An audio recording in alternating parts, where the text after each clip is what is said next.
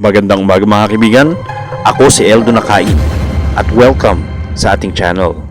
Sa isang sulok ng mundo, may isang komunidad na mas malaki pa sa ilang lungsod pero hindi mo akalain kung paano sila nabubuhay sa pang-araw-araw.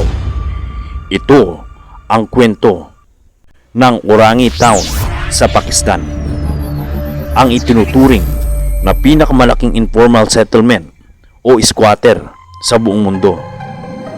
Hi guys, dadalhin ko kayo ngayon sa isang lugar na bihirang makita sa buong mundo. Hindi lang sa social media, kundi pati sa mga mainstream news, matatagpuan sa Pakistan. Ang Orangi Town ay tahanan ng tinatayang 2 milyong tao. Isipin mo na lang, isang buong lungsod na nagsimula lang bilang mga informal settlers. Pero bakit nga ba tinawag itong squatter? Dahil karamihan ng mga bahay dito ay itinayo ng walang formal na permit o plano mula sa gobyerno. Sa kabila ng limitadong resources, patuloy pa rin ang buhay dito. May mga tindahan, eskwelahan at maliliit na negosyo. Para sa maraming residente, ito ang kanilang tahanan, kahit kulang sa malinis na tubig at maayos na sanitasyon. Isa sa pinakamalaking problema dito ang pagkukuhanan ng basic services. Hindi lahat ng tao ay may access sa malinis na tubig, maayos na drainage at healthcare. Dahil dito, mas mataas ang risk ng sakit at iba pang health issues.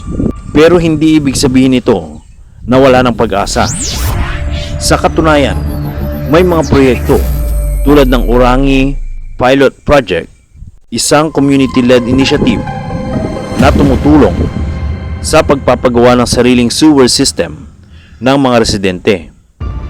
Ipinapakita nito na kahit sa gitna ng kahirapan, kayang gumawa ng solusyon ng mga tao para sa kanilang sarili.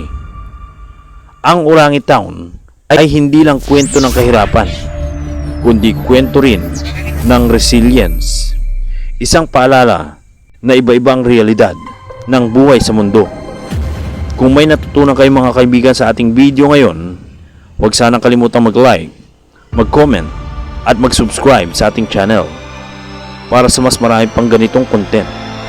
Ano ang masasabi ninyo sa buhay ng Orangi Town?